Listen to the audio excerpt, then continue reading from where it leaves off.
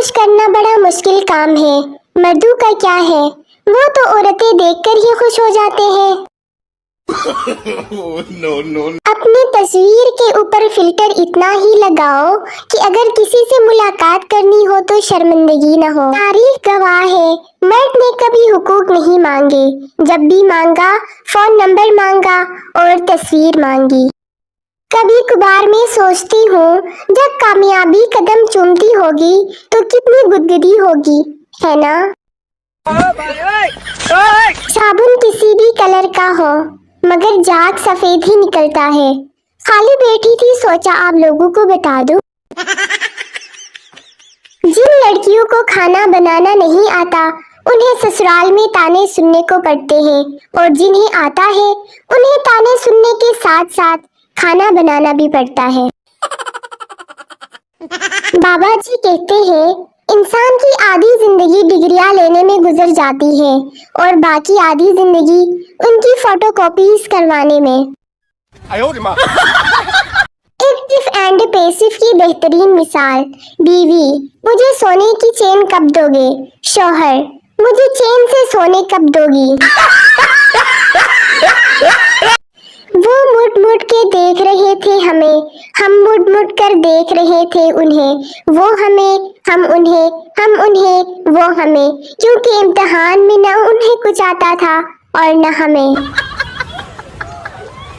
میری بہن میری اتنی فرما بردار ہے کہ میں جو بھی کام اسے کہوں تھوڑی دیر بعد وہ مجھے خود ہی کرنا پڑتا ہے۔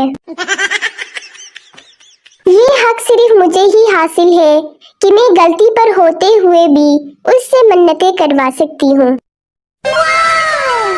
میں وعدہ کرتی ہوں کہ بیلن صرف روٹیاں بنانے کے لیے استعمال کروں گی، سن رہے ہو نا؟ نہ جانے وہ کون سی لڑکیاں ہوتی ہیں جن کے لیے لڑکے روتے ہیں اور خودکشی کرتے ہیں، ایک ہم ہیں جن کے لیے کوئی زبانی دھمکی بھی نہیں دیتا، پیار و محبت تے دور دی گل۔ اپنی ایج کے کزنز بھی نصیب والوں کو ملتے ہیں، میرے 50% کزنز ڈائپر پیمپر میں ہیں، 20% کو پتہ بھی نہیں کہ میں ان کی کزن ہوں، 25 کے 3 بچے ہیں اور باقی 5% کو ہم منہ نہیں لگاتے۔ اگر کسی سے شدید قسم کا بدلہ لینا ہو تو اسے 3-4 میسیجز کر کے ڈیلیٹ کر دو، بنا پانی کے مچھلی کی طرح تڑپے گا۔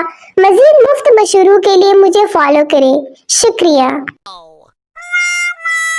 ڈاکٹر صاحب کو سمجھ نہیں آ رہا تھا کہ تنہا آئے مریض کو کیسے بتائے کہ اس کی حالت نازک ہے۔ بہت سوچ سمجھ کر وہ بولے، اگر موبائل سے کچھ ڈیلیٹ کرنا ہو تو کر لیجئے۔ شادی کے موقع پر دنیا بھر میں لوگ خوشیاں مناتے ہیں، لیکن پاکستان میں لوگ روٹھی پھوپھیاں مناتے ہیں۔ امریکہ اور چائنا کی لڑکیاں سانپ پکڑتی ہیں اور ہماری نمونیاں چپکلی سے بھی ڈر جاتی ہیں۔